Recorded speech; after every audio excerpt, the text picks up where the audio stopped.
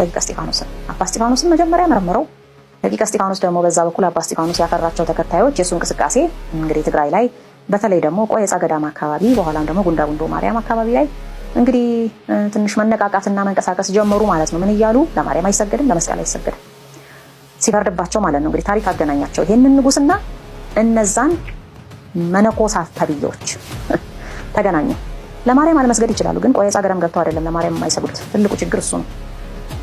ስለዚህ ምን ሆነ? ንጉሱ እንግዲህ አስጠራቸውና ምን አላቸው ማለት ነው።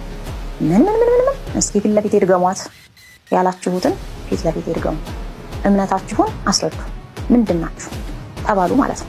መርመራቸው። ምንድነው እምነታችሁ? የማትሰግዱበት ምክንያት ምንድነው? እንግዲህ እኛ ለስላሴ አራተኛ አድርገን አንጨምርም እንደዚህ ብለን እንደዛ ብለን ብለው እነሱ የጻፉት ጽሑፍ ላይ ብዙ ነገር አውርተዋል። አስገደደን፣ ለእኔ ስገዱ አለን፣ እኛ ለስላሴ ብቻ ነው የምንሰግደው ስላልነው ነው። እንግዲህ መሪያቸው አባ እስጢፋኖስ ነው መጀመሪያ። ያው እንግዲህ ፊት ለፊት የተንከወከወው እሱ ነው ብዬ ነው የማስበው እኔ።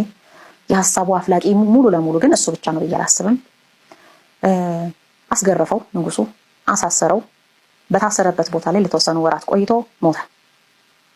ከዛ በኋላ ተከታዮቹን በገቡበት እየገባ ንጉሱ የመምህራችሁን ስም አውግዛችሁ ይሄን የምታወሩትን ወሬያችሁን ትታችሁ ንስሐ ገብታችሁ የምትጠመቁ ከሆነ እምራችኋለሁ፣ አለበለዚያ ግን አለቃችሁም አላቸው ማለት ነው። እዚህ ጋር ተጀመረ እንግዲህ ጸቡ ማለት ነው። በየቤቱ በየአውራጃው በየወረዳው በየገቡበት ገዳም የንጉሱ ወታደሮች እየተከታተሉ እየሄዱ ያስወጧቸው ጀመር። እያሰሩ ወደ ንጉሱ ያመጧቸው ጀመር። እነሱም ክርክራቸውን ቀጠሉ፣ ድርቅናቸው ቀጠለ። ንጉሱም ቅጣቱ ጨመረ ማለት ነው። ግርፋቱም አልሆነም፣ ምኑም አልሆነም።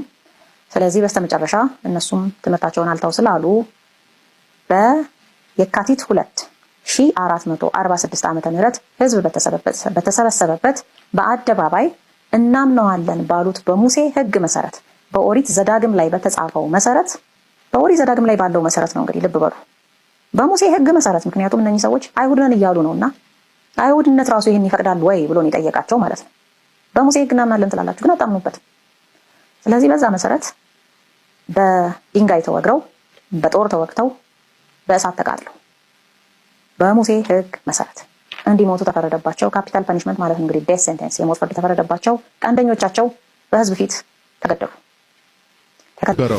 አሁን ያ ሁሉ ተረስቶ ተጠቃን እንዲሆነን እንዴ አንተ ምን አርገህ ነው ባለማህተሞች የታረዱት? አንተ ምን አርገህ ነው ቄሱ የታረደው? አንተ ምን አርገህ ነው ቤተ መቅደሱ የተለኮሰው በእሳት? አንተ ምን አርገህ ነው? ወይ አንተ ወይ አባቶች ድሮ ምን አርገው ነው? ሁሌ ተበዳይ አርጎ ራስን ማቅረብ ልክ አይደለም። አንተ ምን አርገህ ነው? ወጣት ገረው አሁን ያ ሁሉ ተረስቶ ተጠቃን እንዲሆነን እንዴ አንተ ምን አርገህ ነው ባለማህተሞች የታረዱት? አንተ ምን አርገህ ነው ቄሱ የታረደው? አንተ ምን አርገህ ነው ቤተ መቅደሱ የተለኮሰው በእሳት? አንተ ምን አርገህ ነው? ወይ አንተ ወይ አባቶች ድሮ ምን አርገው ነው? ሁሌ ተበዳይ አርጎ ራስን ማቅረብ ልክ አይደለም። አንተ ምን አርገህ ነው? ወጣ